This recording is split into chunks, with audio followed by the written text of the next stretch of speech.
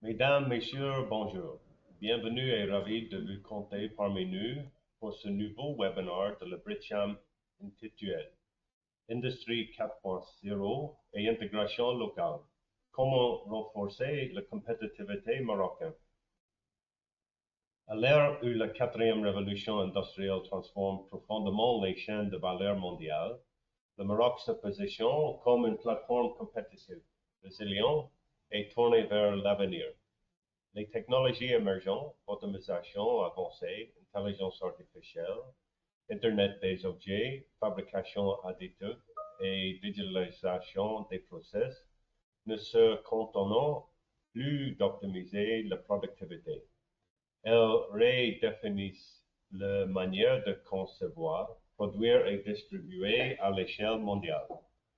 Dans ce contexte, le Maroc dispose d'atouts majeurs, une position géostratégique unique, une base industrielle déjà structurée dans des secteurs comme l'automobile, l'aéronautique ou la chimie, et une volonté politique forte d'encourager l'innovation et l'intégration locale. Mais les défis restent considérables. Comment accompagner les PME dans cette transition technologique parfois coûteuse et complexe? Comment assurer que l'intégration locale devienne un véritable levier de souveraineté industrielle et de compétitivité internationale? Et enfin, comment préparer et informer les ressources humaines pour répondre aux nouveaux métiers et compétences que requiert l'industrie 4.0?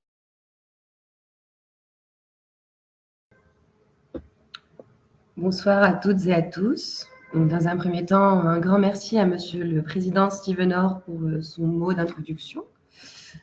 J'ai le plaisir de vous accueillir au nom de la Chambre de commerce britannique pour le Maroc pour ce webinaire placé sous le thème Industrie 4.0 et intégration locale, comment renforcer la compétitivité marocaine. Comme Monsieur Stephen Orr l'a précisé, nous sommes à l'ère de la quatrième révolution industrielle, portée par des technologies comme l'automatisation, l'Internet des objets, l'intelligence artificielle, la fabrication additive ou impression 3D, ou encore des systèmes cyberphysiques. Pour le Maroc, il s'agit d'une opportunité stratégique, intégrer davantage ces innovations et renforcer l'intégration locale afin d'élever notre industrie dans les chaînes de valeur mondiales. J'ai l'honneur de modérer nos échanges et de vous présenter nos trois invités. Dans un premier temps, M. Mrizlat Idrissi Abdelali, qui remplace M. Rachid Bailly, qui ne pourra pas se joindre à nous aujourd'hui, malheureusement, suite à un rendez-vous au niveau du ministère. M. Mrizlat Idrissi Abdelali, qui est chef de division des industries. Madame Hasna Ben Aïch, Senior Business Development Manager chez Tanger Medzone. Et enfin, Madame Oumeya Hafian, Assistant Manager en Strategy Consulting chez KPMG Maroc. Nous allons structurer nos discussions autour de 5 grands axes. La division stratégique et l'état des lieux de l'industrie 4.0 au Maroc dans un premier temps, suivi des infrastructures intelligentes et mécanismes de financement en partenariat public-privé, PPP. L'intégration locale comme levier de souveraineté industrielle. En quatrième point, la transformation numérique et la montée en compétences des ressources humaines. Et enfin, des cas pratiques dans l'automobile, à l'aéronautique, l'offshoring, la délocalisation de services et l'agro-industrie. Je vous propose d'entrer sans plus attendre dans notre premier axe qui concernera M. Mrizlat Idrissi Abdelali. Bonsoir M. Abdelali. Pouvez-vous commencer? Quelles sont les priorités stratégiques du ministère pour accélérer l'adoption de l'industrie 4.0 au Maroc? Bonsoir à toutes et à tous. Tout d'abord, je tiens à remercier la Chambre britannique du commerce au Maroc pour leur aimable invitation. Et c'est un honneur pour moi de représenter la Direction générale de l'industrie et de prendre part à ce webinaire qui traite un sujet très important, à savoir l'industrie 4.0 et l'intégration locale. Tout d'abord, j'aimerais rappeler que le message de Sa Majesté le roi Mohamed VI Dieu 6 à l'occasion de la Journée nationale de l'industrie, où le souverain a appelé à une nouvelle ère industrielle fondée sur la souveraineté, la durabilité et l'innovation. Il a souligné l'importance de bâtir une industrie intégrée, créative de nouvelles activités et de savoir-faire et génératrice d'opportunités pour notre jeunesse.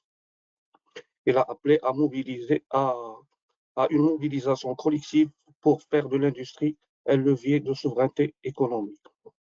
Ce message royal constitue aujourd'hui plus qu'une simple référence. Il est le scope de notre vision stratégique et le fil conducteur de l'action publique. En tant que ministère chargé de l'industrie, nous s'inscrivons pleinement dans cette orientation royale en mobilisant nos ressources, nos expertises et nos partenaires pour bâtir une industrie moderne et innovante. Dans cette dynamique de transformation industrielle, à savoir l'industrie 4.0, qui s'impose comme un pilier fondamental dans notre stratégie nationale. Il entraîne une nouvelle ère de production fondée sur l'intégration intelligence de technologies de pointe telles que l'IA, les big data, la robotique, etc. Ces leviers technologiques permettront de transformer nos industriels et nos unités industrielles en écosystèmes connectés, agiles et de haute performance, capables de répondre aux exigences du marché international et d'optimiser la chaîne de valeur et de renforcer la compétitivité du tissu de production nationale. Pour réussir cette transition vers une industrie 4.0, le ministère, en collaboration avec ses partenaires institutionnels, professionnels et académiques, a déployé un ensemble d'initiatives structurées. Je cite à titre exemple le programme Smart Factory, développé en partenariat avec l'ADD et l'université Oran-Medfès. Ce programme a pour objet la création d'une usine modèle conçue, une vitrine technologique et un centre de démonstration. Il permettra aux PME industrielles de découvrir, tester et s'approprier les technologies de l'industrie 4.0 dans un cadre opérationnel et pédagogique. Le deuxième axe, c'est la montée en compétences et la formation ciblée. Au niveau du ministère, nous sommes conscients que la réussite de cette transition repose sur des ressources humaines qualifiées. Pour cela, le ministère a mis en place, avec ses partenaires, universités, écoles d'ingénieurs, les centres de recherche et l'OFPPT, des modèles de formation adaptés aux nouveaux métiers industriels. Par ailleurs, nous avons travaillé pour la création de ce qu'on appelle les clusters technologiques qui ont permis de mettre en place et de stimuler l'innovation, favoriser l'émergence des talents et renforcer le parcelle entre formation, recherche et industrie. Le troisième axe sur lequel nous travaillons, c'est le développement des infrastructures numériques, notamment la création des zones industrielles intégrées, constitue un axe majeur de notre stratégie. Ces zones offrant une connectivité avancée des plateformes numériques et un environnement propice à l'innovation et à la collaboration inter-entreprise et l'intégration des technologies.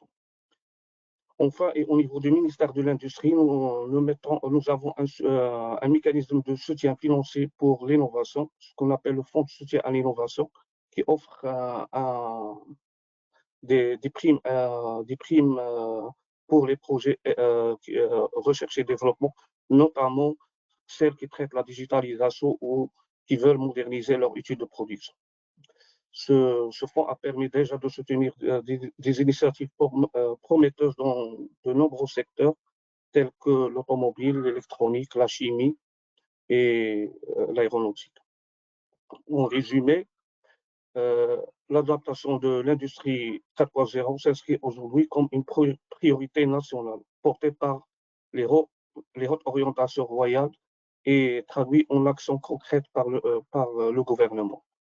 Cette transition technologique ne consiste pas seulement une évolution de mode de production, mais un véritable levier de transformation structurelle au service de la compétitivité, de l'innovation et de la souveraineté industrielle de Royan. Et le ministère est pleinement mobilisé aux côtés de ses partenaires publics et privés pour accompagner cette mutation, pour renforcer la capacité nationale et positionner le Maroc comme une plateforme industrielle intelligente, durable et résiliente sur le plan régional et international. Je vous remercie. Merci à vous, Monsieur Mrizlat. Alors, vous avez mentionné des leviers de transformation. Nous aimerions savoir, dans cette perspective, quels sont les leviers concrets que vous pourriez mettre en place pour renforcer l'intégration locale dans les chaînes de valeur industrielles. J'ai dit qu'en résumé, c'est en travaillant sur le développement, la montée en compétences et la formation ciblée, mettre en place des infrastructures adaptées et l'appui financier aux projets innovants qui veulent se convertir dans l'industrie 4.0, en plus de d'autres mesures qu'on met en place, soit à travers l'intégration locale et nous avons par exemple des champions nationaux qui tirent avec eux les autres sociétés PME et TPE sur le marché, tel est le cas de l'OCP et les constructeurs automobiles.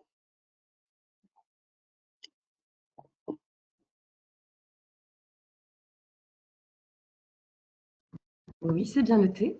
Je vous remercie pour cette dimension essentielle de l'intégration locale qui est à la fois un enjeu économique et un enjeu de souveraineté, comme vous l'avez si bien précisé.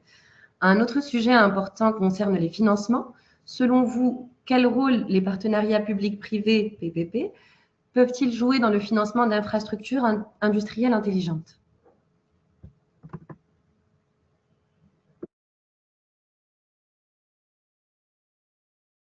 Avant de répondre à cette question, j'aimerais ajouter quelque chose en termes d'intégration locale. On a des résultats concrets dans des secteurs stratégiques. Je citerai à titre d'exemple le secteur de l'automobile. Le Maroc a atteint un taux d'intégration locale supérieur à 75%, avec un objectif d'atteindre les 80% à moyen terme. Ces progrès est porté par un réseau croissant de fournisseurs nationaux spécialisés qui fabriquent des pièces de haute technologie pour répondre aux chaînes de production des grands constructeurs. Et c'est la même chose pour le secteur aéronautique. On a ce secteur qui bénéficie d'un programme dédié à la formation, la certification et au soutien à l'investissement. Nous avons pu réussir des projets marocains qui fabriquent des composants pour les principaux avionneurs mondiaux. Pour répondre à votre question sur le rôle de partenariats publics-privés qui peuvent jouer dans le financement d'infrastructures, je crois que les partenariats publics-privés peuvent jouer un rôle très important dans le développement des infrastructures industrielles modernes. Concrètement, les partenaires publics-privés permettant à l'État de bénéficier de l'expertise, de la souplesse et des moyens financiers des entreprises privées. Et en retour, le secteur public assure un cadre stratégique clair et une bonne gouvernance. C'est une approche gagnant-gagnant qui favorise l'innovation, la compétitivité et l'ancrage local. Je donnerai deux exemples qui ont été le fruit d'un partenariat public-privé. Je reviens au projet Smart Factory Maroc qui est lancé, comme j'ai dit, entre le ministère de l'Industrie et le partenariat et l'ADD avec l'université Euromed. Ce projet qui vise à créer, comme j'ai dit, une usine intelligence équipée de technologies de l'industrie 4.0. Ce type de projet ne pourra pas être réussi que grâce à cette collaboration étroite entre le secteur public et privé. Un autre exemple, on peut citer les zones industrielles. Ces zones industrielles sont souvent cofinancées par les investisseurs privés et les promoteurs immobiliers et les instituts publics. Et notre rôle au niveau des ministères ou au niveau du gouvernement, c'est faciliter l'accès au foncier, créer un cadre réglementaire favorable dans ce cas et d'orienter les investisseurs vers des secteurs stratégiques, notamment l'industrie 4.0. Enfin, il y a d'autres projets tels que les centres techniques industriels, les clusters technologiques et les plateformes de recherche qui partagés sont aussi le fruit de ces partenariats. Il permet de mutualiser l'équipement, de favoriser la coopération entre entreprises, universités et centres de recherche et de stimuler l'innovation. Je peux résumer pour dire que le partenariat public-privé est un outil stratégique pour construire des infrastructures industrielles intelligentes dont le Maroc a besoin. Ils permettront de réduire les coûts et les délais et de mobiliser des financements innovants et de créer un écosystème industriel performant au service de la compétitivité industrielle.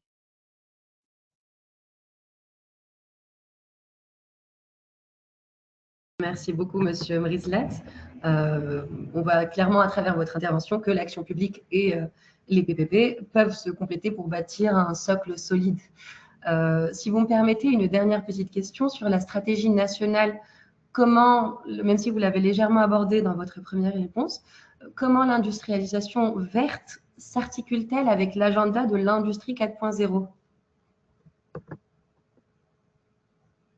Je crois dans ce sujet que la stratégie d'industrialisation verte et l'agenda de l'industrie sont deux piliers complémentaires d'une transformation industrielle durable et compétitive.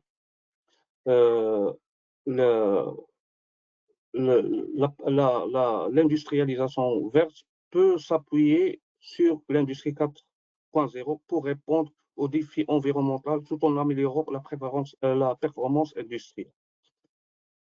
L'industrie 4.0 peut offre des outils puissants pour optimiser, par exemple, la consommation de l'énergie, de réduire les émissions gazeuses et améliorer la traçabilité des matières premières et favoriser l'économie circulaire.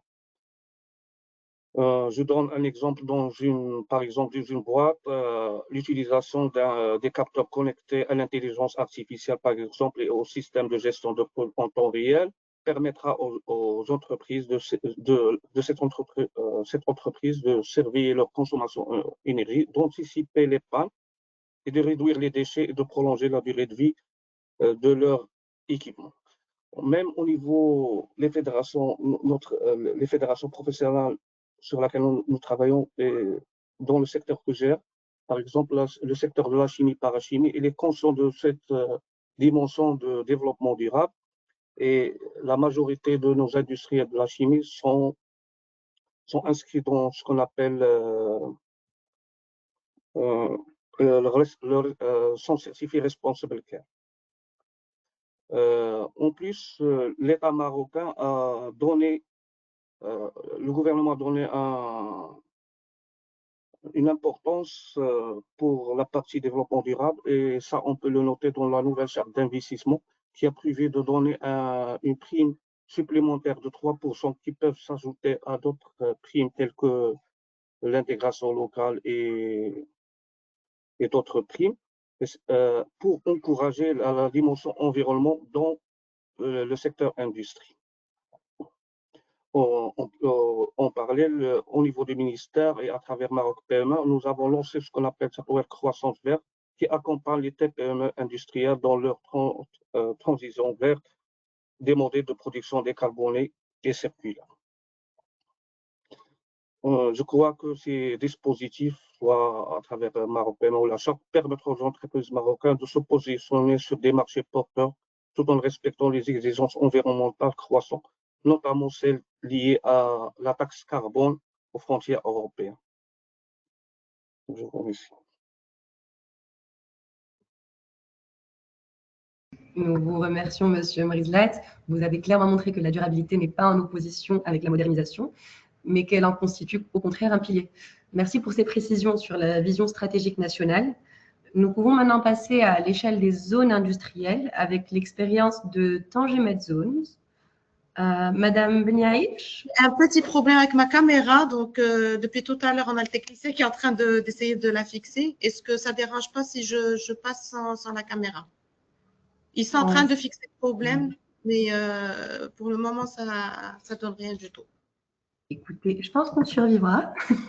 J'espère aussi. On a tellement de problèmes aujourd'hui. On va y arriver, ne vous inquiétez pas. Donc, okay.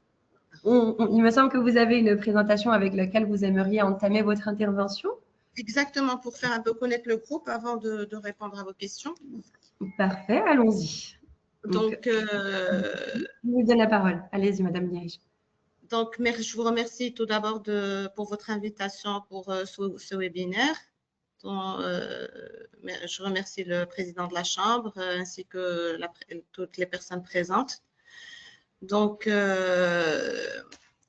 notre groupe Tangemed est un opérateur portuaire, logistique et industriel. Donc, il gère le premier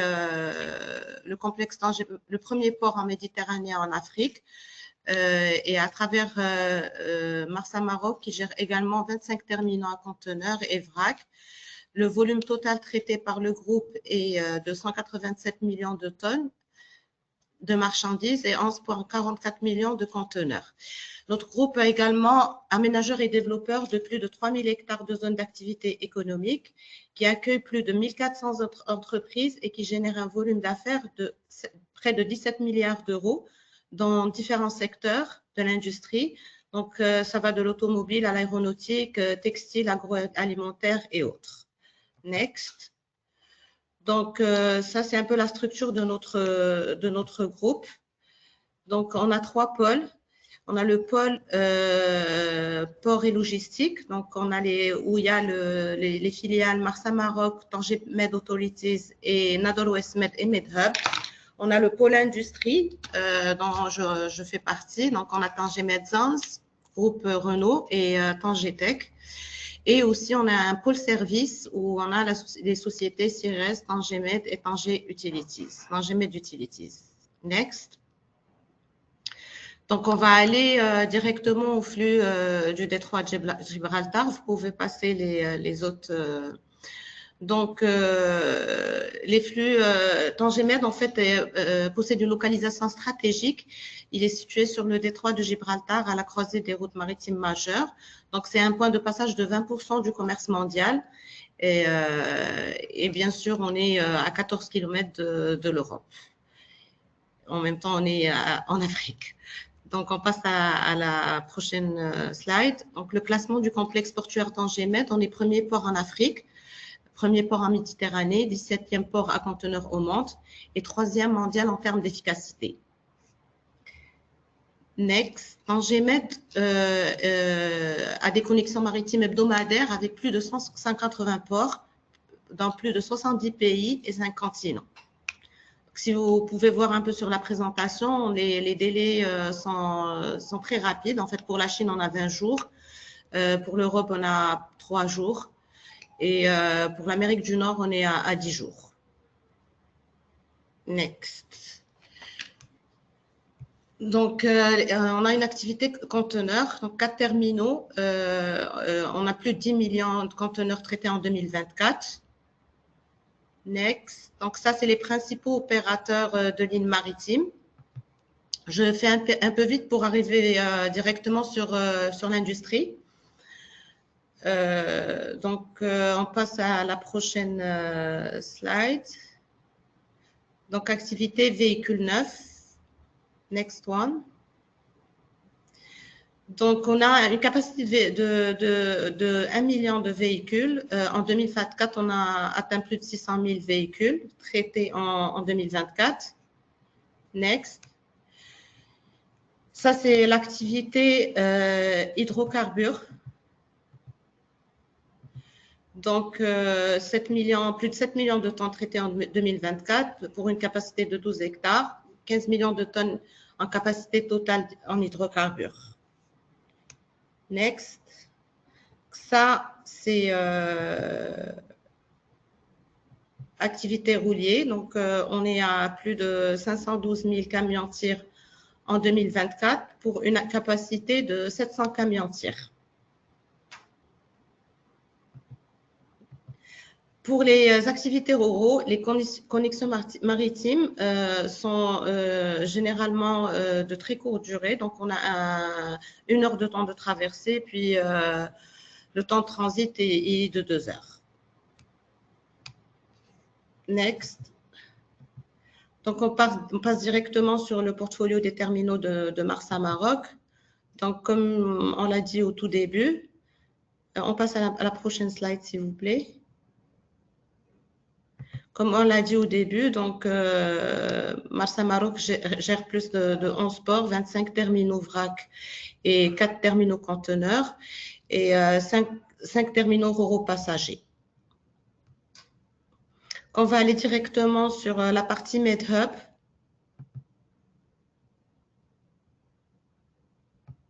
passe à la prochaine. La prochaine aussi. Donc, MedHub, c'est juste pour vous donner un aperçu global sur les filiales du groupe. Donc, MedHub, c'est le hub logistique global. Donc, on a 200 hectares de zone logistique à terme. On a 9 du top 25 mondial qui sont présents au sein de MedHub. On a Aptiv, Adidas, Decathlon, TE, et puis on a des opérateurs logisticiens comme Aramex, DHL et d'autres, Timar et autres.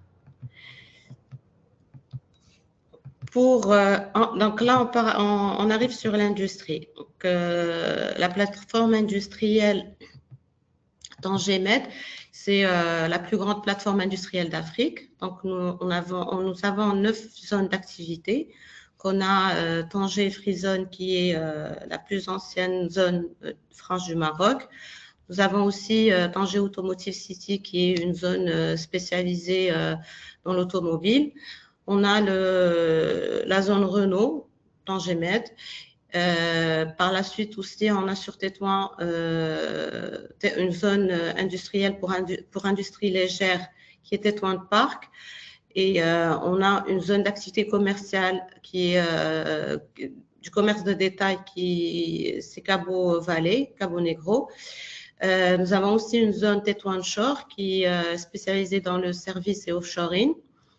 Et nous avons Tangetech qui est une zone dédiée aux investisseurs chinois.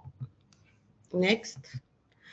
Donc, la plateforme industrielle Tangemed, c'est 5000 hectares de réserves foncières, dont 3000 déjà développées.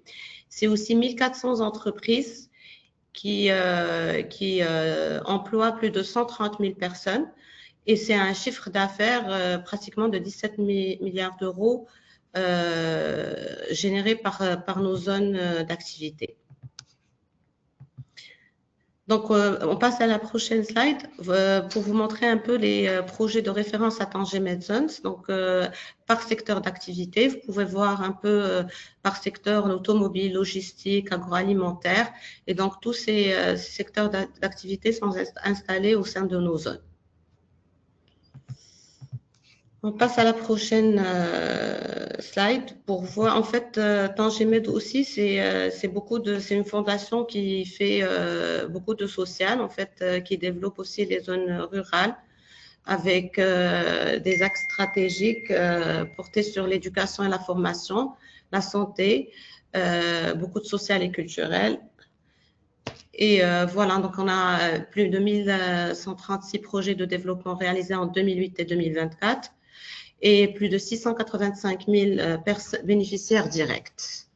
Donc, voilà, en gros, le groupe Tangemed.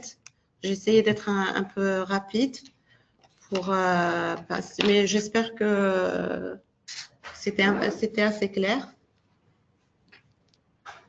Oui, Madame Beniaïch, merci beaucoup pour votre présentation sur Tangemed qui montre clairement l'importance stratégique qu'elle tient au sein de notre pays.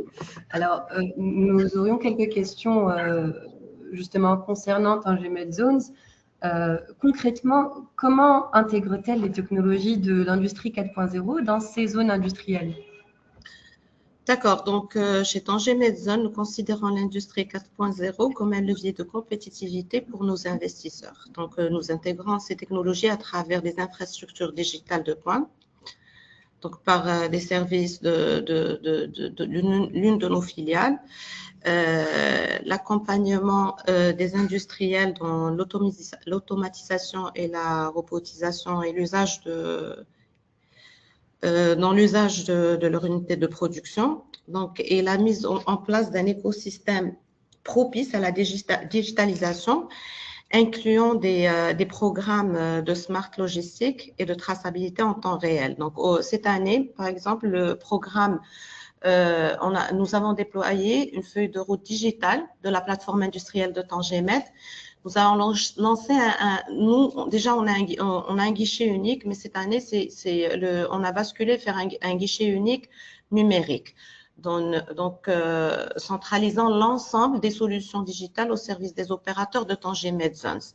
Donc aujourd'hui, nous avons une application qui est Freight Access qui permet l'enregistrement et la validation des bulletins d'entrée-sortie des marchandises et l'optimisation de la gestion des flux intra-zone. Nous avons aussi une autre application qui est Trafix qui permet aussi la reconnaissance digitale et la traçabilité des flux de véhicules et engins roulants entrant et sortant de nos zones. Nous avons une autre application qui est TrackUp qui nous permet, c'est un outil de sécurité et de coordination pour prévenir tous les incendies et pour nous permettre une gestion proactive des risques au sein de nos zones.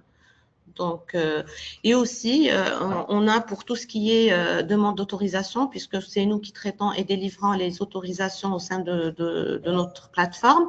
Donc, nous avons une application dédiée à ça pour permettre aux clients de se mettre leur demande d'autorisation en ligne, suivre l'évolution des dossiers en temps réel et ça nous permet d'avoir une gestion simplifiée et transparente.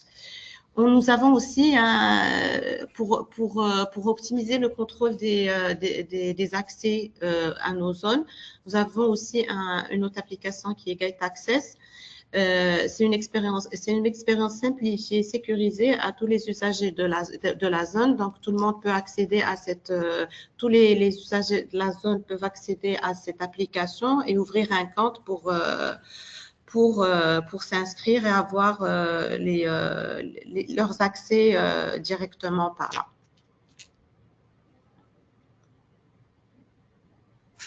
Excellent.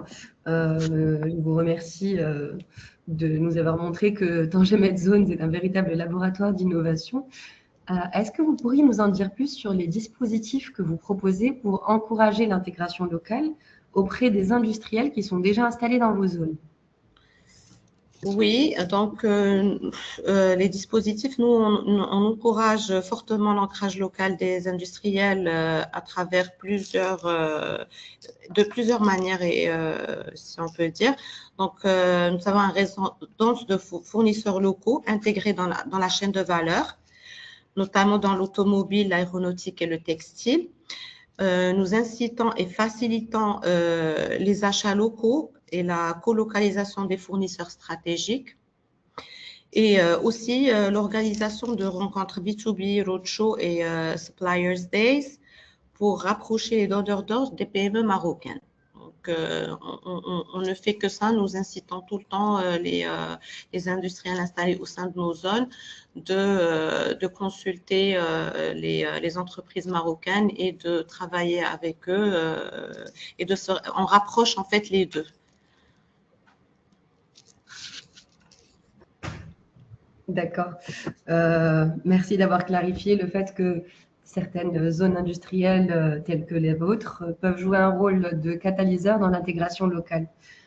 Maintenant, sur le plan des compétences, quels partenariats académiques ou technologiques soutenez-vous pour accompagner la transformation des talents et la montée en compétences, pardon. Donc, Tanger Medzones soutient une dynamique partenariale forte à plusieurs niveaux.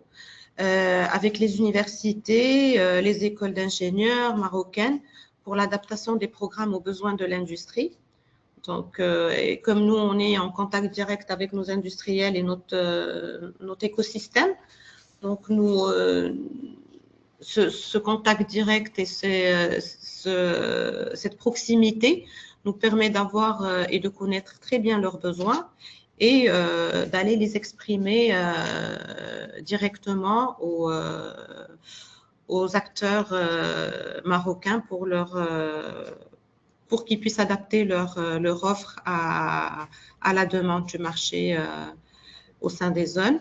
Donc, avec des centres de formation spécialisés tels que l'IFMIAL ou FPPT pour le développement des compétences techniques liées à l'industrie 4.0. Et aussi avec des partenariats technologiques internationaux pour introduire des solutions de smart manufacturing et digital training. Aujourd'hui aussi, on a, je pense que la semaine dernière, on a fait peut-être un peu la une parce qu'il y a aussi des formations en alternance. Donc, on a plusieurs jeunes qui font des formations en alternance et qui travaillent en après-midi dans les usines. Et ce qui fait que ça aussi, ça fait une formation de plus qui permet aux jeunes d'accéder rapidement à des emplois. Oui, clairement, vous avez insisté sur un point crucial. Sans compétences adaptées, la transformation digitale va rester théorique. Exact. Nous aurions une dernière question pour vous. Est-ce que vous pourriez nous partager un exemple concret d'implantation 4.0 qui serait réussi dans vos zones? Un exemple marquant, c'est l'écosystème automobile de Tanger Automotive City, où plusieurs équipementiers de rang 1 et 2 ont intégré des solutions 4.0. Par exemple, des lignes de production robotisées et interconnectées, des systèmes de gestion de production digitalisés, permettant un suivi en temps réel. Et ça, on vous invite à venir le voir. Donc, c'est aussi l'optimisation logistique automatisée au service des flux d'export via le port Tanger-Med. Ça illustre aussi la capacité de nos zones à attirer des projets industriels de nouvelle génération et à soutenir leur montée en gamme. Merci infiniment, Madame Beniaïch, pour votre intervention. Alors, nous pourrons passer à notre troisième axe pour notre webinaire d'aujourd'hui, le modèle économique et fiscalité, que nous allons aborder avec Madame Oumaya Hafian, qui nous rejoint de KPMG Maroc. Madame Hafian, de votre expérience, bonjour. Dans votre expérience, quels sont les principaux freins que vous pouvez observer dans l'adoption de l'industrie 4.0 au Maroc et quelles solutions recommandez-vous? Alors déjà, merci beaucoup pour l'invitation. C'est un plaisir d'être parmi vous aujourd'hui. Alors, les freins dont je vais parler sont applicables au Maroc, mais pas seulement. Ce sont des freins qu'on a observés en Tunisie, par exemple, sur un très gros projet sur lequel j'ai eu la chance de travailler. Les freins, de manière générale, concernent surtout les PME, parce que bon, les grandes entreprises, de par leur intégration à l'échelle internationale, elles sont conscientes des enjeux et elles sont vraiment dans l'avant-garde en termes de technologie, sauf qu'elles ne représentent pas une grande partie du tissu industriel marocain. Je pense que c'est 9% à l'échelle marocaine du tissu industriel.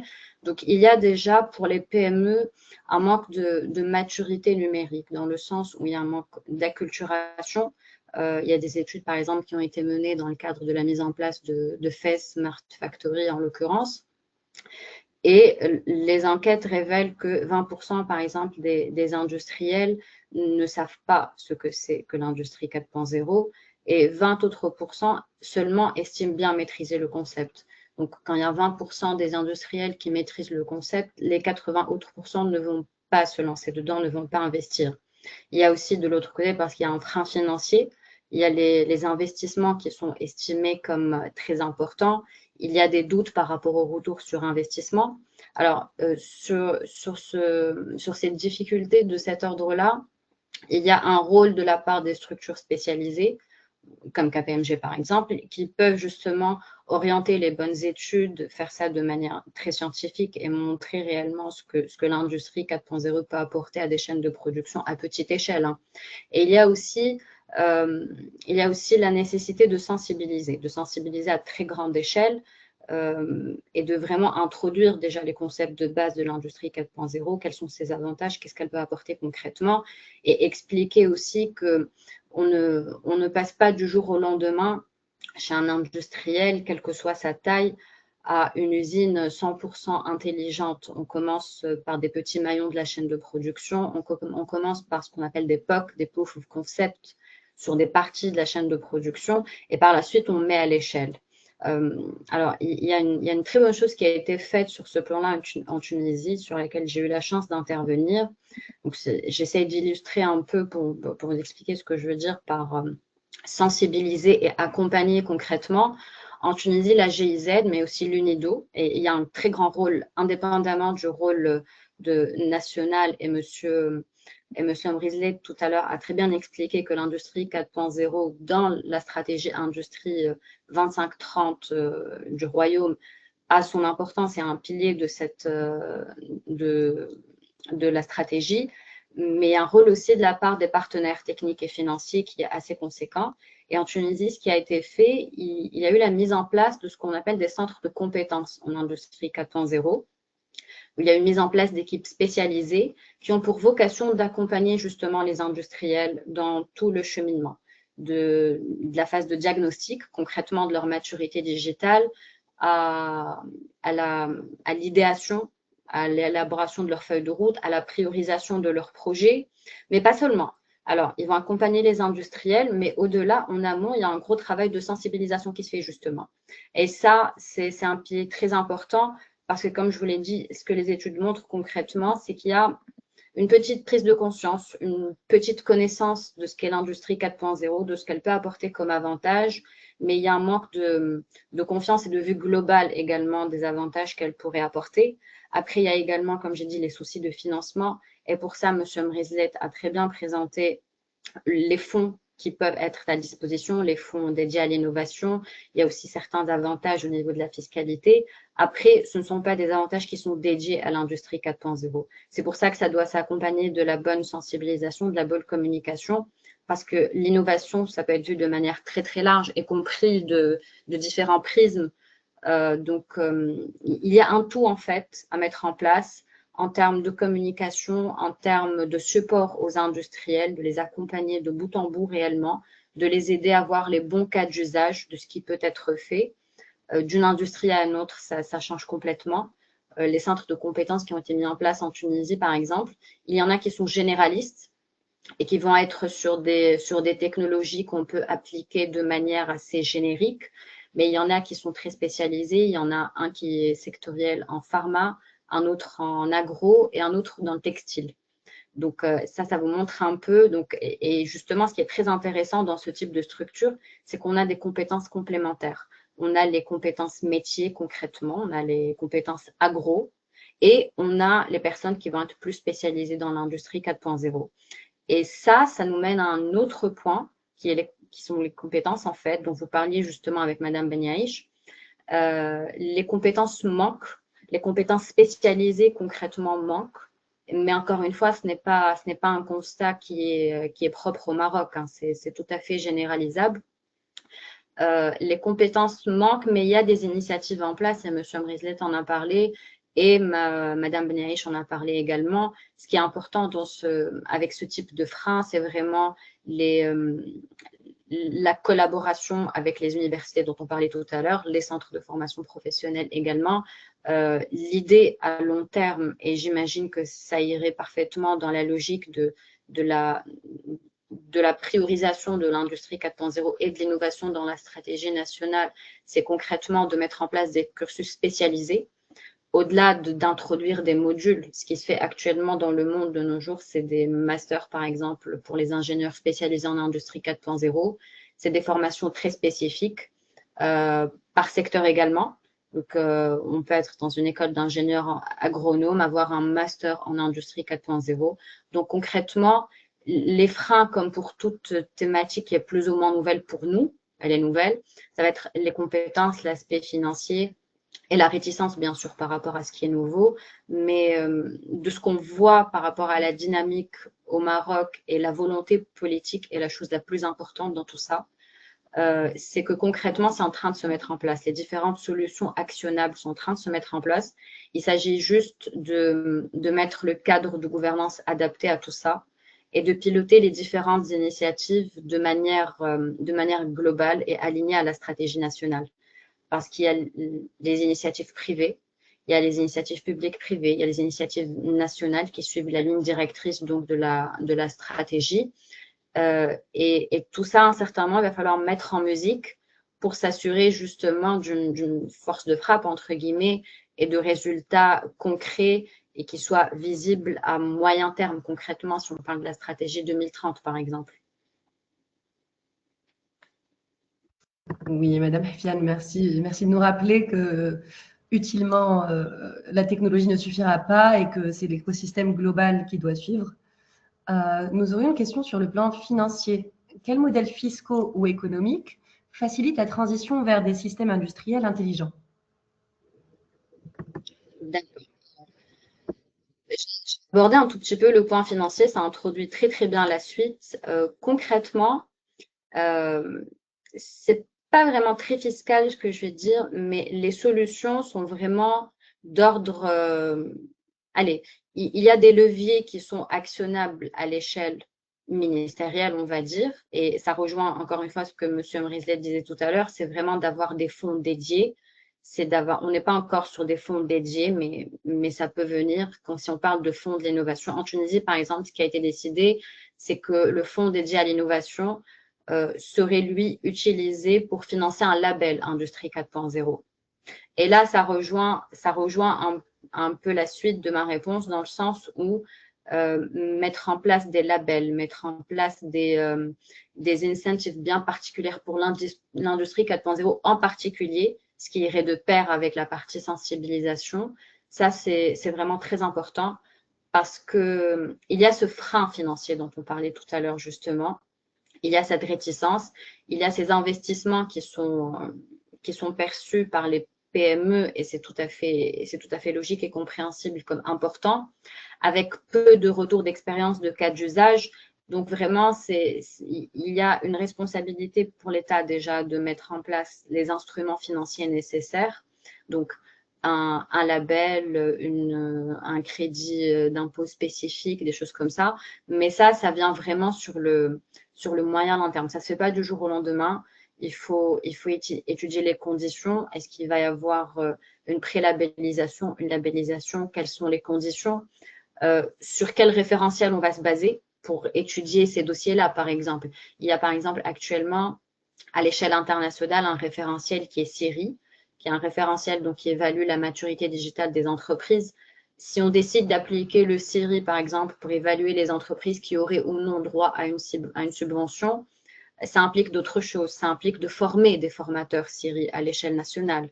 Donc, c'est des instruments en fait qui se planifient petit à petit sur le court et moyen terme surtout.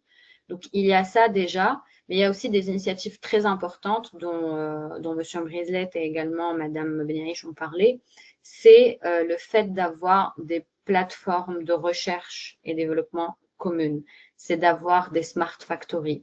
C'est d'avoir des laboratoires qui puissent aider à mutualiser les ressources et qui puissent aider à mutualiser les recherches, les idées.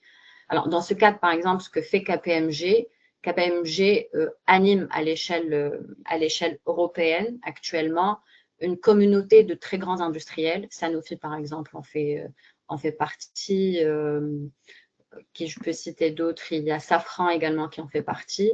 Donc, ces communautés, avec ça, ce sont de très grandes entreprises avec de très grands moyens. Mais indépendamment de l'aspect financier, il y a ce côté de développons des solutions qui peuvent être concrètement actionnables et qui peuvent être mises à l'échelle, pas seulement pour ce secteur-là, mais pour différents secteurs. Donc, il y a cette notion de mise en commun et de mise à disposition de plateformes communes qui peuvent concrètement faciliter le côté financier. Ce ne sont pas directement des solutions fiscales, certes, mais c'est une thématique très moderne. Donc, qui dit thématique moderne, des solutions plus ou moins modernes. Donc, je dirais que ces plateformes-là, ces Smart Factories, ces laboratoires, ces communautés-là ont un très grand rôle à jouer dans ce sens-là. Et surtout, les grandes entreprises ont un très grand rôle à jouer par rapport aux entreprises plus moyennes, aux marques un peu plus locales, nationales, de retour d'expérience et de mise à l'échelle, de mutualisation des différentes solutions développées. Là, je pense que ça pourrait être les deux solutions qui sont les plus simples et les moins fiscales, entre guillemets, à mettre en place sur l'aspect financement, mais qui sont les plus facilement actionnables. Oui, tout à fait. Ce sont des éléments centraux nécessaires à l'accompagnement de toute entreprise à ce stade-là, si on veut parler de système industriel intelligent. On aurait une dernière question. Je m'excuse, pardon, je viens juste à ajouter. Il y a aussi, alors quand on parle de plateformes, il y a des plateformes qui sont déjà en place. On parlait tout à l'heure de clusters technologiques, par exemple. Ces clusters-là ont tout à fait un rôle à jouer pour ce type de frein. C'est le fait qu'ils vont réduire les coûts d'accès aux technologies. Il y a des hubs partagés, les laboratoires de prototypage, tout ça. Donc, en fait, il y a il y a beaucoup de choses qui sont déjà en place. Il suffit juste réellement de savoir en tirer parti et les mettre en valeur. Concrètement, il y a des débuts de solutions qui sont déjà présentes dans l'écosystème et et dont il faut tirer parti au maximum. Et j'espère qu'ils n'y manqueront pas. On aurait une dernière question pour vous, Mme Fiane. Est-ce que vous pourriez nous expliquer rapidement comment KPMG accompagne les entreprises dans la rentabilité de leur transformation digitale? Très bonne question. Alors, KPMG en tant que cabinet de conseil et KPMG à l'échelle internationale, pas seulement au Maroc, parce que déjà, l'avantage d'un grand cabinet, c'est que c'est pas juste KPMG Maroc, c'est KPMG. Donc, on a accès à un réseau d'experts qui est infini, on va dire. C'est vraiment énorme. Et ce que KPMG peut apporter, c'est sur deux volets. On peut aussi bien accompagner sur le volet institutionnel. Et j'ai eu la chance, comme je l'ai dit, de travailler sur un très grand projet en Tunisie. Alors, indépendamment des centres de compétences qui ont été mis en place, on a mis en place j'ai personnellement travaillé sur une initiative de mise en place d'un hub Industrie 4.0 en Tunisie. Ça, typiquement, c'est le rôle d'un cabinet de conseil et c'est ce que KPMG pourrait faire. Donc, le Hub Industrie 4.0, il a pour vocation justement d'apporter la gouvernance clarifiée dont je parlais tout à l'heure. C'est-à-dire qu'on a une équipe dédiée qui va être en charge d'être force de proposition en termes de planification Industrie 4.0 très précisément par rapport à la stratégie industrie nationale, qui va être la vitrine du pays en quelque sorte, qui va être responsable de ce branding Industrie 4.0 du pays, qui va également être en charge de mobiliser les fonds dédiés parce que le financement, encore une fois, il n'incombe pas uniquement à l'État. Les leviers de financement, les mécanismes, les fonds, tout ça, l'État peut financer, oui. L'État finance actuellement, oui, mais il n'y a pas que l'État. Il y a, comme j'ai dit tout à l'heure, beaucoup d'institutions internationales, de partenaires techniques et financiers qui peuvent parfaitement financer et qui le font d'ailleurs actuellement et qui peuvent financer des projets de ce type-là. Donc, ce que peut apporter KPMG du point de vue institutionnel, c'est la modélisation, la mise en place d'un modèle opérationnel, d'une structure de gouvernance, de ces processus, l'idéation par rapport à la mise en place justement de leviers financiers bien particuliers, à la mise en place de stratégies de communication. Tout ce qui est appui institutionnel sur cette thématique, c'est faisable et le champ du possible est très grand. Après, il y a un deuxième volet sur lequel on peut intervenir qui est très spécifique et qui est directement une offre pour le secteur privé, pour les industriels très clairement, qui consiste en le fait de les accompagner en fait du début à la fin de leur volonté de migrer vers l'industrie 4.0. Et ce que j'entends par là, c'est que nous faisons très concrètement donc les diagnostics de maturité en industrie 4.0 ou digitale à première vue déjà des industriels. On les accompagne par la suite pour élaborer leur feuille de route, donc de solutions possibles à mettre en place. On priorise les projets avec eux selon leurs objectifs. Si on est plus sur des objectifs d'efficience énergétique, vous parliez tout à l'heure de carbone, d'énergie, etc. Alors, c'est les solutions actuellement en industrie 4.0 qui sont les plus utilisées et demandées. Donc, selon les objectifs de l'entreprise et selon les objectifs de ses fournisseurs, parce que l'industrie 4.0, c'est aussi c'est un enjeu pour la compétitivité des industriels. Tous ceux qui veulent aller au-delà des frontières et qui travaillent avec des marchés tels que le marché européen, par exemple, vont avoir certaines exigences d'ici 2030, d'ici 2035 et qui commencent à en avoir déjà. Donc, nous, on les accompagne à choisir les bonnes solutions et à les prioriser. Et par la suite, à conceptualiser techniquement, concrètement ces solutions-là et on les suit durant toute la période d'implantation. Et il y a une partie aussi management du changement qui vient parce qu'il y a les process qui changent. Dès que la technologie change, il y a le process qui change et l'humain doit suivre aussi. Donc, concrètement, on accompagne sur toute cette migration industrie 4.0 du début à la mise en place d'un proof of concept et d'un cas d'usage concret. Et par la suite, même pour la mise à l'échelle sur une chaîne de production qui soit entière, sur une usine donnée ou bien même sur un réseau.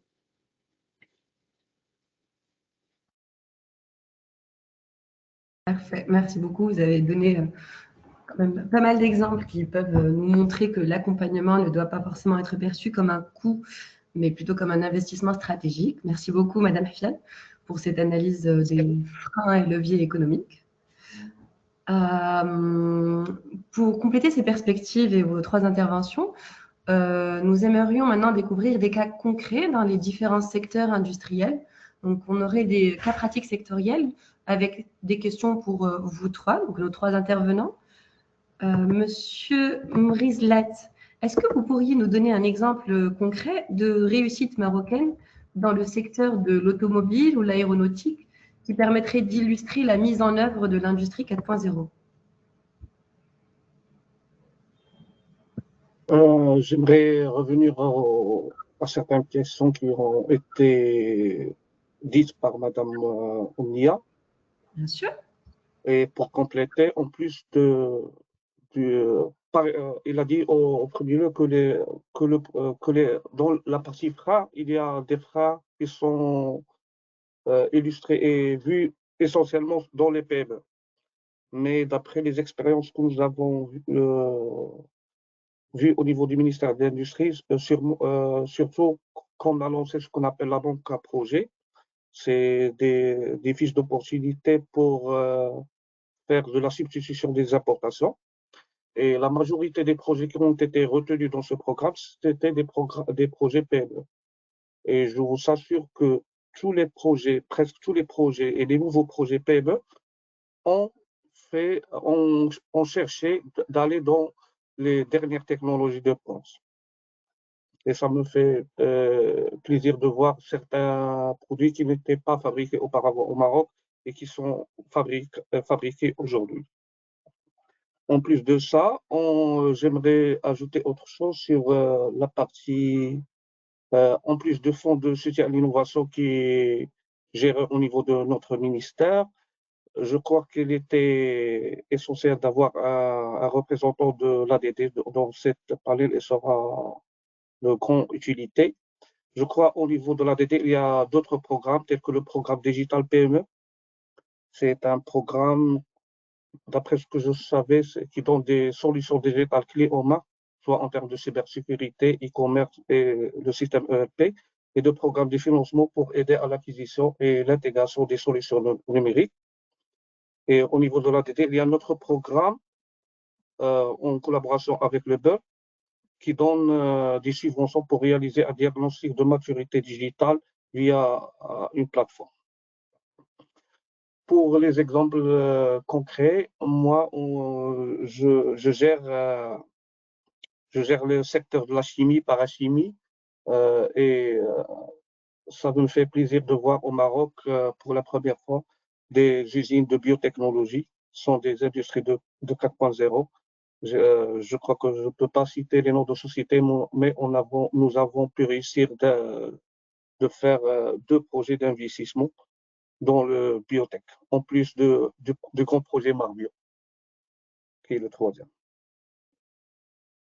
Merci. Magnifique. Merci à vous, Monsieur Mrizlet. J'en déduis que la transformation est déjà amorcée dans nos filières stratégiques. C'est rassurant. Une autre question pour Madame Beniaïch. Dans le secteur de l'offshoring, la délocalisation de services, comment l'industrie 4.0 permet de renforcer l'attractivité du Maroc? Madame Beniaïch? Excusez-moi, je pense. Vous m'écoutez? Oui, oui, on vous entend. Ok. Donc, est-ce que vous m'avez entendu ou voulez-vous que je répète la question? si vous pouvez répéter la question, s'il vous plaît. Pas de souci. Oui, bien sûr. La question portait sur le secteur de l'offshoring, donc la délocalisation de services. Est-ce que vous pourriez nous donner un petit indice sur comment l'industrie 4.0 permettrait-elle de renforcer l'attractivité du Maroc?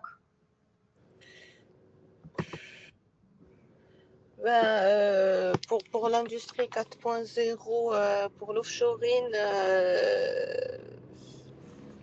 c'est... excusez-moi, j'ai un petit problème. Donc, l'attractivité, ça reste toujours, le service offshoring reste toujours attractif au Maroc. Donc, Je peux vous parler un peu de l'industrie plutôt que de l'offshoring, parce que l'industrie, on a des chiffres qui sont très clairs, parce on a eu des études qui ont été menées, et sur les 64 entreprises interrogées, on a eu 25% d'industries qui appliquent déjà l'industrie 4.0. Pour ce qui est de l'attractivité du côté offshoring, c'est la position géographique stratégique, aussi des formations dédiées pour les secteurs de l'offshoring, langue, relations clients, des compétences, existence aussi de programmes cartographiques des compétences. Nous avons aussi une école dédiée, des infrastructures développées et modernes, une politique d'investissement étrangère dynamique. C'est ça, donc voilà. Merci beaucoup, Madame Beniaïch. Du coup, vous avez bien fait de passer sur une question portant sur, d'apporter une réponse portant sur l'industrie, pardon. Ça nous permettra de passer à celle pour Madame Hafian. Si vous pourriez nous dire, s'il vous plaît, en agro-industrie, est-ce que vous pourriez nous donner quelques cas pratiques qui illustreraient le potentiel des technologies 4.0 pour améliorer la productivité et la durabilité, potentiellement en faisant référence à votre projet mentionné au préalable en Tunisie, par exemple? Merci beaucoup pour cette question. Alors, concrètement, je ne peux pas donner d'exemple très précis parce que ce sont alors, ce qu'on a fait en Tunisie, c'est qu'on a accompagné les centres de compétences pour qu'ils accompagnent les industriels. C'est-à-dire que pour des raisons de confidentialité très strictes, même la GIZ, par exemple, qui finançait le projet, n'a pas accès concrètement aux solutions qui ont été mises en place, ni aux entreprises qui sont, par contre, elles, bénéficiaires, mais bénéficiaires à travers les centres de compétences. Tout ce que je peux vous dire, c'est que le suivi que j'ai effectué personnellement avec les centres de compétences et notamment le centre sectoriel en agro permet de dire que concrètement, ce qui est le plus demandé par les industriels agro en Tunisie du moins, c'est des solutions de traçabilité. C'est vraiment la traçabilité qui va apporter cette efficience au niveau de la chaîne logistique. Il y a également beaucoup de demandes, comme je disais tout à l'heure, par rapport aux solutions qui sont plus orientées vers la durabilité et l'efficience énergétique. Et ça c'est tout à fait logique parce que le secteur agro est un secteur, donc les industriels du moins qui ont été accompagnés par ce centre de compétences en particulier, le centre sectoriel, sont pour le tissu industriel tunisien assez conséquent. Ce sont des industriels qui sont sur une grande part d'export et qui ont beaucoup d'exigences qui commencent à venir de la part de leurs clients, ce qui fait que c'est une sorte d'enjeu en termes de compétitivité pour eux. Pour eux, c'est sujet de pas seulement la durabilité, hein, indépendamment de tout ce qui est en train d'être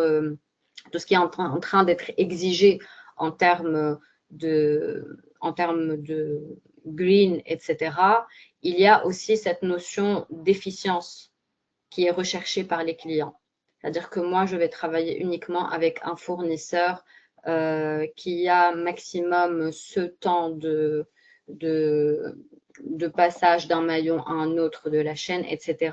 Donc concrètement, on est sur ces typologies de solutions sans trop entrer dans le détail. Et malheureusement, je ne pourrais pas donner d'exemple concret d'industriels, mais c'est les solutions qui sont actuellement les plus priorisées, on va dire. On ne va pas dire demandées parce que ces solutions-là, elles sont choisies suite vraiment à un processus qui est très scientifique, qui a un diagnostic selon des référentiels internationaux qui se fait.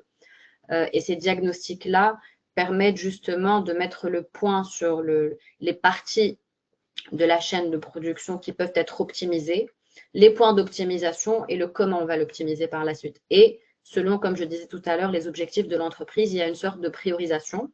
Il y a l'aspect coût, bien entendu, de l'autre côté. Donc, avec une matrice coût, ROI, etc., selon les différentes points importants et les objectifs pour l'industriel, cette priorisation se fait sur cette base-là. Mais on est sur cette typologie de solutions concrètement. D'accord, Madame Fifiane. Merci beaucoup d'avoir pu clarifier ce point pour nous ainsi que le public, tout en respectant les restrictions de confidentialité auxquelles vous êtes sujette. Alors, puisque nous avons fait le tour des axes que nous souhaitions aborder aujourd'hui, sauf que tout le long, on a reçu des questions du public qui participent à ce webinaire et nous aimerions en adresser quelques-unes à nos 3 intervenants. Donc, alors, la première s'adresserait à Monsieur Mrislet. Okay. Est-ce que vous pourriez nous dire quel dispositif de formation continue permettrait aux petites et aux moyennes entreprises, les PME, de participer pleinement à cette transformation 4.0? Ok, j'aimerais compléter quelque chose sur la partie offshoring avant de répondre à la partie formation. Je crois que au niveau du plan d'accélération industrielle qui a été lancé auparavant, l'offshoring a été ressorti en tant que secteur prioritaire pour le Maroc. Et ce qui a fait réussir ce secteur au Maroc, c'est premièrement la mise en place des zones industrielles dédiées à l'offshoring, ces plateformes industrielles intégrées, des réseaux de fibre optique et des collectivités à haute débit. Nous avons des services mutualisés sur site et on a des guichets administratifs uniques pour chaque site et des fonciers à coût attractif. Tel est le cas de Casanerson et Technopolis. Et on peut ajouter à cela les incentives, soit en termes fiscalité, soit en termes de subventions. Les sociétés de l'offshore ont bénéficié de l'exonération de l'IS et l'IA. Je ne connais pas le détail parce que je ne gère pas ce secteur, mais j'en ai sûr qu'ils bénéficient de la récupération de l'IS et l'IA, en plus des subventions directes sur l'investissement.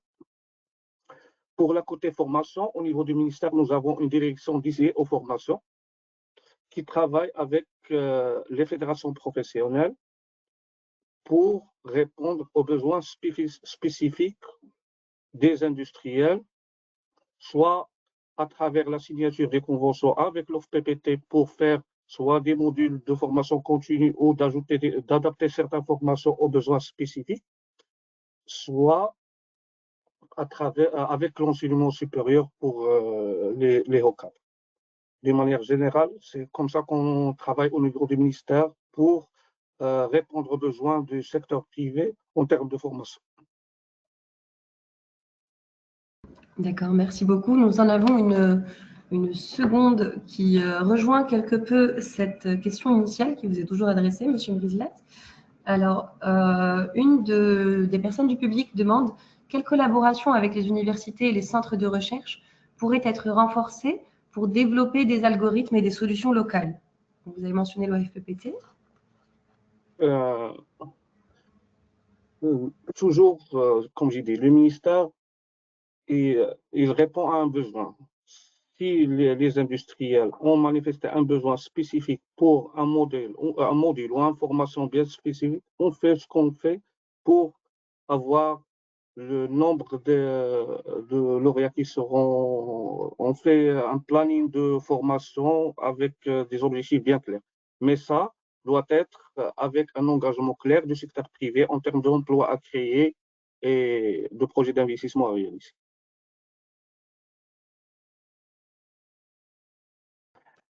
Merci pour ces clarifications. Oui, pardon, excusez-moi. Non, ok.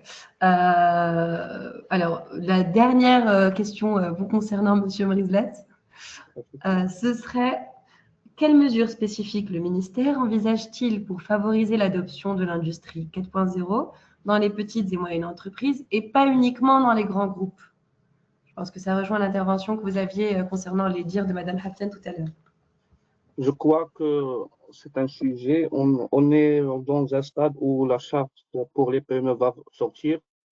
Je ne pourrais pas dire plus de détails, mais au niveau de la charte d'investissement, la notion d'industrie 4.0 est un élément essentiel, comme vous dit. Un grand merci à vous, de souligner tous ces détails. Nous en avons une autre. Merci beaucoup, Monsieur Mrislet. Nous en avons quelques autres qui seraient adressées à Madame Benyaïch. Vous êtes toujours avec nous? Madame Benyaïch? Non. J'en ai quelques-unes adressées à Madame Hafiane, du coup, en attendant que Madame Benyaïch restaure sa connexion.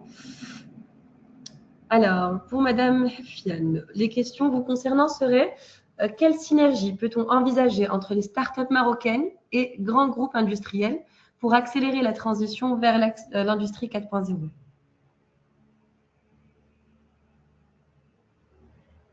Excusez-moi, ça a coupé pendant que vous posiez la question. Est-ce que vous pourriez répéter? Pas de souci, bien sûr.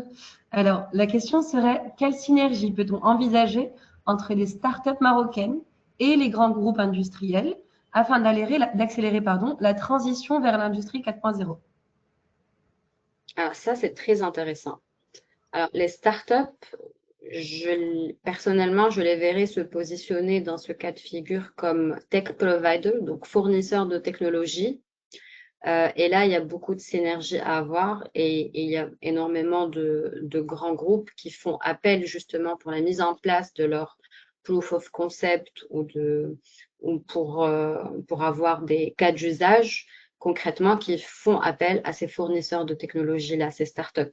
Donc, la synergie qu'il y aurait d'y avoir, c'est de mettre en place des communautés, comme certaines qui existent déjà, pour justement faire le pont entre ces tech providers et les grands industriels. Ce que fait KPMG, par exemple, c'est que, et ce qui a été fait en Tunisie avec le projet de la GIZ, c'est que, par exemple, c'était ces centres de compétences-là qui étaient le pont entre les deux. Parce que dans l'accompagnement, donc, que j'expliquais tout à l'heure que nous faisons actuellement, vers la fin, il y a le choix de solutions. Et dans ce choix de solutions, il y a des solutions, dans une grande majorité des cas, qui sont des solutions sur mesure. Et c'est là qu'on va s'adresser à ces startups fournisseuses de technologies. Et l'idée, les synergies qu'il y aurait à avoir, c'est vraiment de créer des communautés, des bases de données, si ce n'est… il peut y avoir une intervention institutionnelle à ce niveau, hein, s'il y a la bonne gouvernance qui est mise en place et s'il y a la volonté pour, c'est vraiment de donner de la visibilité à ces startups-là pour justement les mettre en relation, en réseau, en communauté, donc entre guillemets, avec les grands groupes industriels qui se posent des questions sur les technologies à mettre en place. Merci beaucoup pour cette insight, Madame Hafiane. J'en aurai encore deux autres, si ça ne vous embête pas, qui vous seraient clairement adressés dans le cadre de KPMG. Quels sont les leviers d'accompagnement les plus efficaces pour aider les PME à intégrer l'intelligence artificielle dans leur processus? C'est spécifique. Alors, les leviers d'accompagnement les plus efficaces, je dirais qu'il y a des leviers d'accompagnement, concrètement. Levier d'accompagnement dans quel sens? Comme je disais tout à l'heure, les problématiques que peuvent rencontrer les PME, c'est qu'elles ne savent pas où elles se situent et elles ne sont pas forcément conscientes des avantages qu'on pourrait leur apporter. Donc, mais comme pour toute intervention dans ce cadre-là, que ce soit une PME ou un grand groupe, la démarche va être la même concrètement. Le point essentiel, ça va être de faire le bon diagnostic. C'est d'avoir le bon état des lieux, le bon diagnostic ASIS, on va dire, de l'état actuel des choses, du niveau de maturité digitale de cette entreprise-là, qu'elle soit PME ou autre, plus donc les accompagner peut-être un peu plus, vu qu'elles manquent de maturité en général par rapport aux grandes entreprises, dans le choix par la suite des solutions, dans la priorisation surtout de leurs solutions, leur donner une idée très claire sur les retours sur investissement parce que, et ça fait partie des freins, les financements, les solutions existent certes, et M. Mrislet l'a très bien souligné, il y a des financements en effet, mais ça n'empêche que ça reste un des freins pour les PME. Donc concrètement, les aider à vraiment avoir une idée très concrète de leur ROI. Donc ce qui se fait, c'est des projections sur les 3 à 5 prochaines années en termes de retour sur investissement, mais également les accompagner à identifier les bons leviers et les bons mécanismes institutionnels qui sont mis en place et qui peuvent présenter ces avantages-là. Donc, il y en a, mais il y en a qui ne le savent pas aussi. Il y a des industriels qui ne savent pas à quel mécanisme ils ont droit ou pas. Donc, pour les PME en particulier, ce levier d'accompagnement dans les mécanismes institutionnels qui sont mis en place, les solutions de financement, les aides qui peuvent être apportées, les programmes bailleurs également qui peuvent être apportés, c'est assez important parce que ce levier financement constitue réellement un frein qui peut être très déterminant. Clairement. Merci beaucoup d'avoir clarifié ce point. La dernière question pour vous, ce serait comment les entreprises peuvent-elles mesurer concrètement le retour sur investissement de leur transformation digitale, si ça rentre dans vos cordes? Ça entre dans nos cordes. C'est ce qu'on fait concrètement, mais après, l'expliquer comme ça, ce n'est pas possible. Il faut faire appel à KPMG, du coup. il faut se faire accompagner. Concrètement, il faut se faire accompagner. Après, si l'industriel arrive à avoir... Je suis là pour ça. Non, je plaisante. Concrètement, si l'industriel arrive à avoir les compétences qu'il faut en interne pour faire le bon diagnostic et les bonnes projections par la suite, c'est excellent, mais ça m'étonnerait franchement.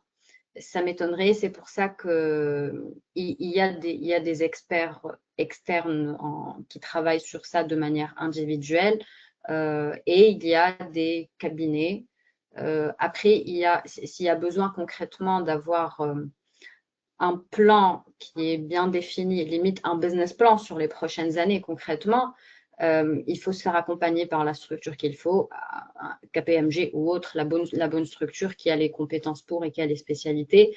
Et ce n'est pas un travail qui se fait à première vue comme ça. Donc, c'est concrètement les diagnostics, c'est sur terrain, c'est des discussions avec toutes les directions déjà pour déceler les points d'optimisation. C'est une cartographie complète de la chaîne de production et des process de production. Et c'est l'identification des possibles goulots d'étranglement ou points d'optimisation.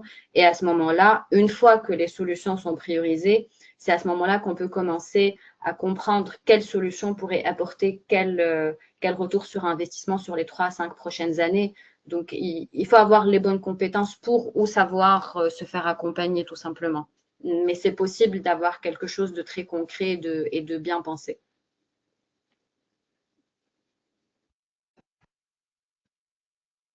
Merci beaucoup, Madame Hafiane, d'avoir mis en évidence à quel point la coopération entre les structures agiles et les grands acteurs est un levier essentiel pour innover plus vite et surtout pour le placement publicitaire de KPMG. J'ai jamais fait ça. Merci beaucoup. Merci à vous. Merci à vous. Alors, une dernière question, je ne sais pas lequel d'entre vous pourrait intervenir sur celle-ci. Quelles leçons le Maroc peut-il tirer des expériences internationales réussies en matière d'intégration locale et de digitalisation industrielle? Je pense que ça tombe pile poil entre vos deux cordes à Madame Hafiane et Monsieur Mrizlas, sachant qu'il me semble que Madame Beniaïch nous a quittés.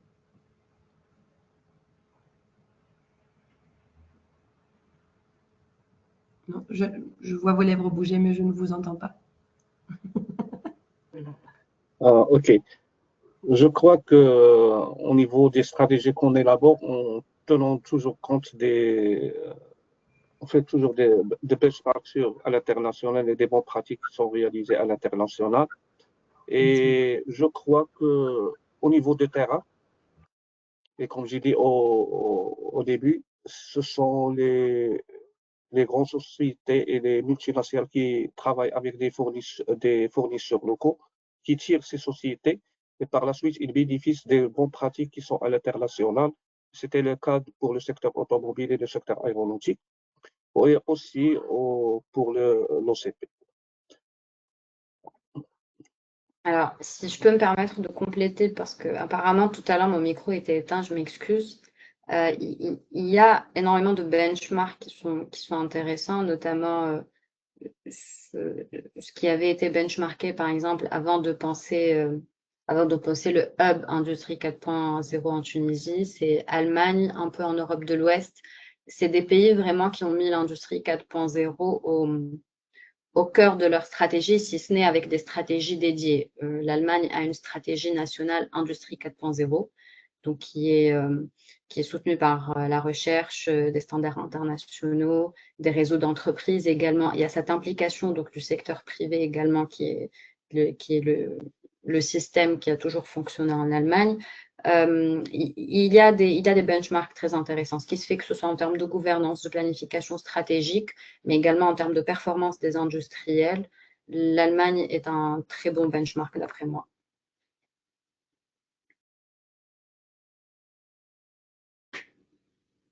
Merci beaucoup pour...